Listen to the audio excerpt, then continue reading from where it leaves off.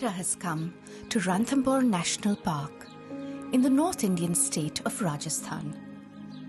Located inside the park, the historic Ranthambore Fort plays host to a spectacular scene of fading evening light shimmering on the lake.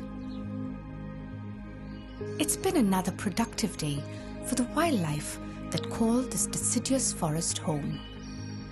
The delicately balanced rhythm of their daily lives reflected in the curiously simple yet challenging tapestry of jungle life. In the measured tread of Ranthambore's most popular resident, the majestic Bengal tiger. Or in the mischief and frolic of a baby langur belying some serious schooling in primate perseverance. Spotted deer graze quietly under a comfortable winter sun, and further away, a baby sambar gently noses its way through the forest. Meanwhile, an adult sambar quenches its thirst from the river. A mugger glides silently through the water.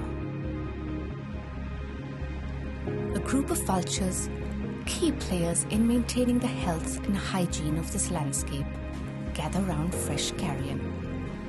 And some others refresh themselves at a handy water source.